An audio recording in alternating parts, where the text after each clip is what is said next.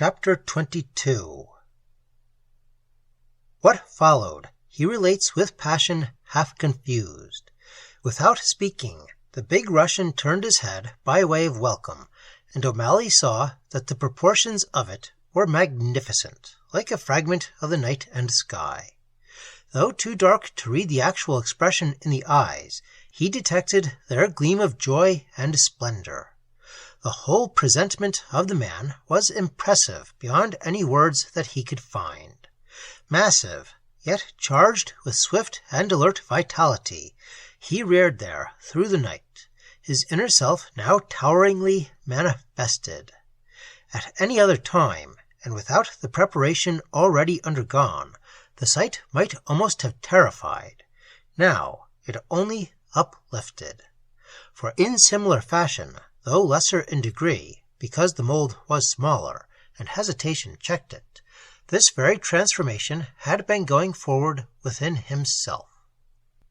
The three of them leaned there upon the rails oddly dwindled now to the size of a toy steamer, while thus the spirit of the dreaming earth swam round and through them, awful in power, yet at the same time gentle, winning, seductive as wild flowers in the spring. And it was this delicate, hair-like touch of delight, magical with a supreme and utterly simple innocence, that made the grandeur of the whole experience still easily manageable, and terror in it all unknown. The Irishman stood on the outside toward the vessel's stern, next to him the father, beyond the boy. They touched. A current like a river in flood swept through all three. He, too, was caught within those visible extensions of their personalities, all again caught within the consciousness of the earth. Across the sea they gazed together in silence, waiting. It was the Oro Passage, where the mainland hills on the west and the Isle of Tenos on the east draw close together, and the steamer passes for several miles so near to Greece that the boom of surf upon the shore is audible. That night, however, the sea lay too still for surf. It whispered softly in its sleep, and in its sleep, too, listened.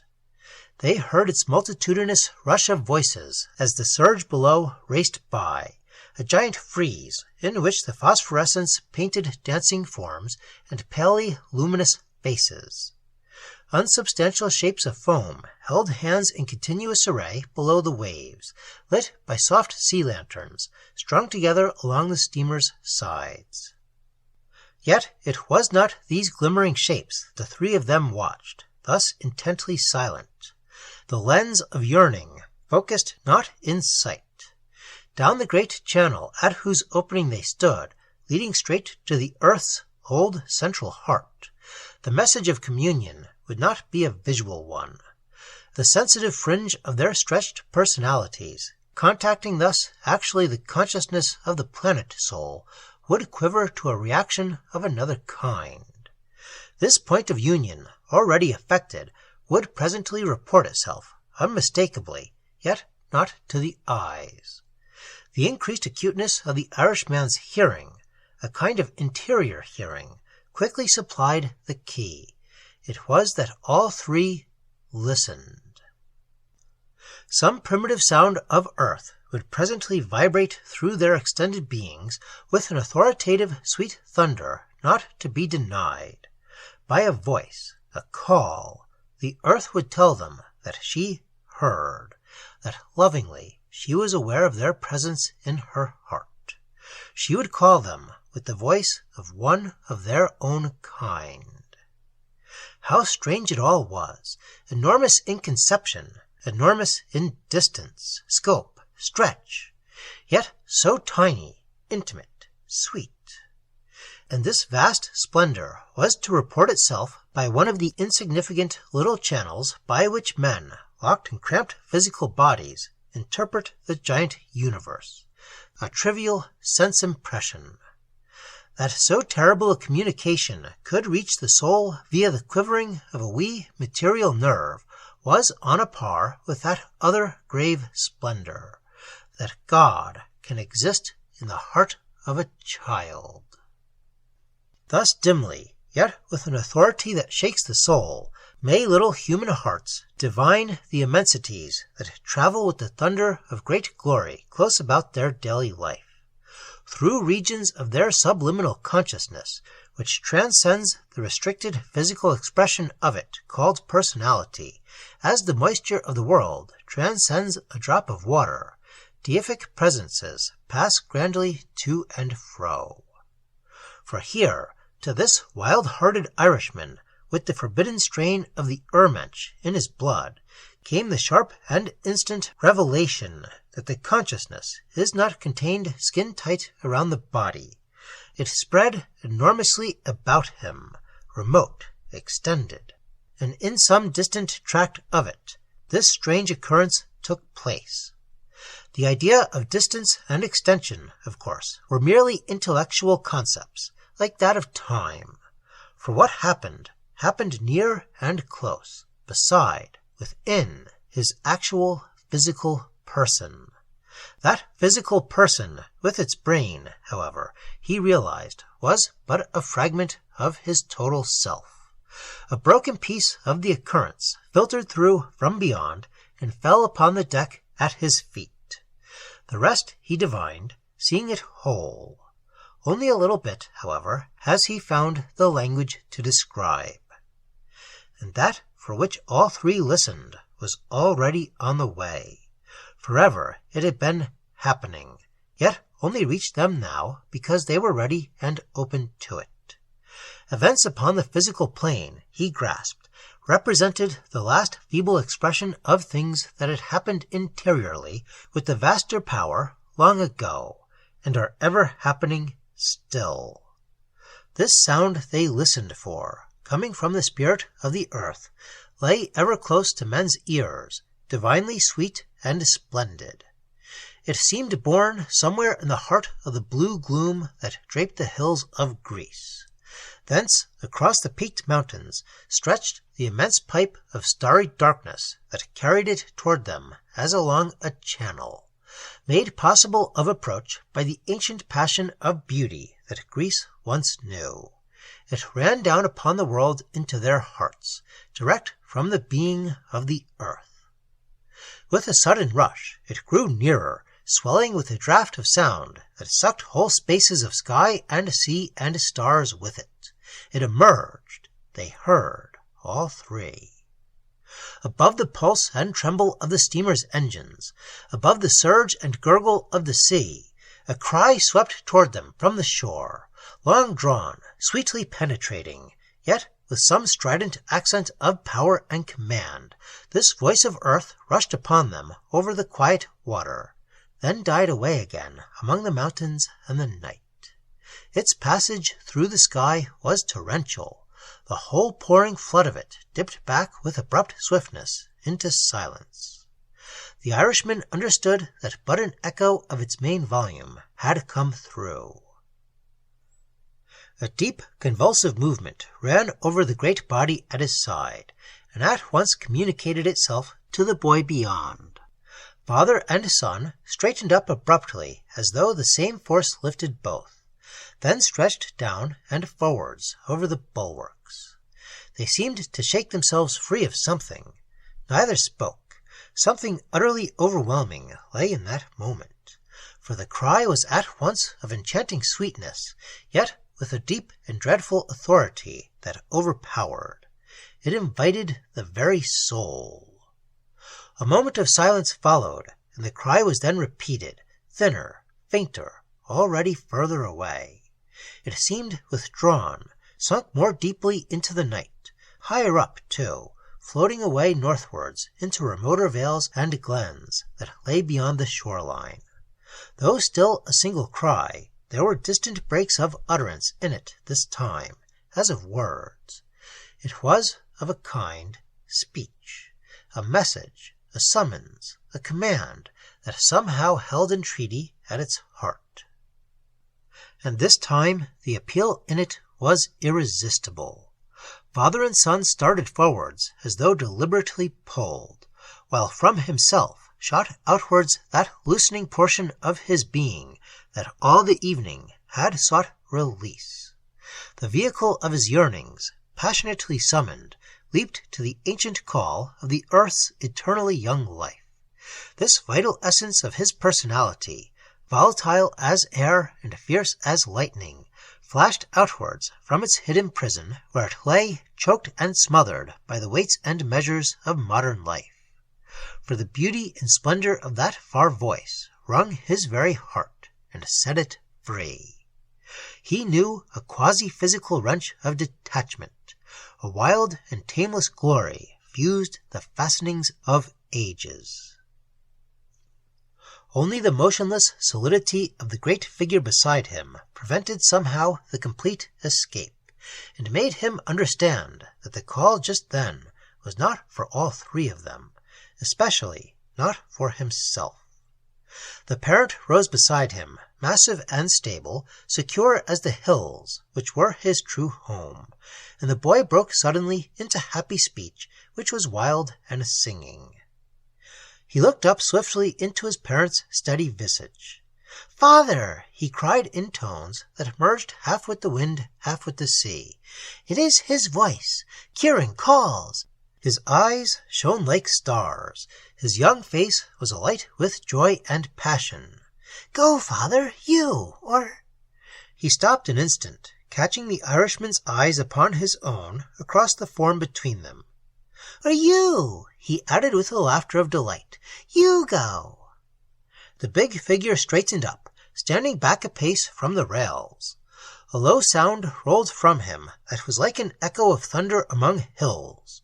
With slow, laborious distinctness, it broke off into fragments that were words, with great difficulty uttered, but with a final authority that rendered them command. "No," O'Malley heard. "You first, and carry word that we are on the way." Staring out across the sea and sky, he boomed it deeply. "You first, we follow." And the speech seemed to flow from the entire surface of his body, rather than from the lips alone. The sea and air mothered the syllables. Thus might the night herself have spoken. Chiron, the word, with its clue of explanation, flamed about him with the roar. Was this, then, the type of cosmic life to which his companions, and himself with them, inwardly approximated? The same instant, before O'Malley could move a muscle to prevent it, the boy climbed the rails with an easy, vaulting motion that was swift yet oddly spread, and dropped straight down into the sea. He fell, and as he fell, it was as if the passage through the air drew out a part of him again, like smoke. Whether it was due to the flying cloak, or to some dim wizardry of the shadows, there grew over him an instantaneous transformation of outline that was far more marked than anything before. For as the steamer drew onwards, and the body thus passed in its downward flight close beneath O'Malley's eyes, he saw that the boy was making the first preparatory motions of swimming. Movements, however, that were not in the horizontal sweep of a pair of human arms, but rather the vertical strokes of a swimming animal. He pawed the air. The surprise of the whole unexpected thing came upon him with a crash that brought him back effectually again into himself. That part of him, already half emerged in similar escape, now flashed back sheath-like within him. The inner catastrophe he dreaded, while desiring it, had not yet completed itself. He heard no splash, for the ship was high out of the water, and the place where the body met the sea already lay far astern. But when the momentary arrest of his faculties had passed, and he found his voice to cry for help, the father turned upon him like a lion, and clapped a great encompassing hand upon his mouth. "Quiet!" his deep voice boomed. "It is well, and he is safe." And across the huge and simple visage ran an expression of such supreme happiness, while in his act and gesture lay such convincing power that the Irishman felt himself overborne and forced to acknowledge another standard of authority that somehow made the whole thing right. To cry, "Man overboard!" to stop the ship, throw the life buoys, and the rest, was not only unnecessary, but foolish. The boy was safe. It was well with him. He was not lost. "See," said the parent's deep voice, breaking in upon his thoughts as he drew him to one side with a certain vehemence. "See." He pointed downwards, and there between them, half in the scuppers, against their very feet, lay the huddled body upon the deck, the arms outstretched, the face turned upwards to the stars. The bewilderment that followed was like the confusion which exists between two states of consciousness when the mind passes from sleep to waking, or vice versa. O'Malley lost that power of attention which enables a man to concentrate on details sufficiently to recall their exact sequence afterwards with certainty. Two things, however, stood out, and he tells them briefly enough. First, that the joy upon the father's face rendered an offer of sympathy ludicrous. Secondly, that Dr. Stahl was again upon the scene with a promptness which proved him to have been close at hand all the time. It was between 2 and 3 in the morning, the rest of the passengers asleep still, but Captain Bergerfelder and the first officer appeared soon after, and an orderly record of the affair was drawn up formally. The depositions of the father and of himself were duly taken down in writing, witnessed, and all the rest. The scene in the doctor's cabin remains vividly in his mind. The huge Russian standing by the door, for he refused a seat, incongruously smiling in contrast to the general gravity, his mind obviously brought by an effort of concentration to each question. The others seated round the desk some distance away, leaving him in a space by himself. The scratching of the doctor's pointed pen, the still young outline underneath the canvas all through the long pantomime, lying upon a couch at the back where the shadows gathered thickly. And then the gust of fresh wind that came in with the little song as they opened the door at the end and saw the crimson dawn reflected in the dewy, shining boards of the deck. The father, throwing the Irishman a significant and curious glance, was out to join it on the instant. Syncope, produced by excitement, cause unknown, was the scientific verdict, and an immediate burial at sea the parent's wish. As the sun rose over the highlands of Asia Minor, it was carried into effect. But the father's eyes followed not the drop. They gazed with rapt, intent expression in another direction, where the shafts of sunrise sped across the sea toward the glens and dales of distant Pelion. At the sound of the plunge, he did not even turn his eyes. He pointed, gathering O'Malley somehow into the gesture, across the Aegean Sea to where the shores of northwestern Arcadia lay below the horizon, raised his arms with a huge sweep of welcome to the brightening sky, then turned and went below without a single word. For a few minutes, puzzled and perhaps a little awed, the group of sailors and ship's officers remained standing with bared heads, then disappeared silently in their turn, leaving the decks to the sunrise and the wind.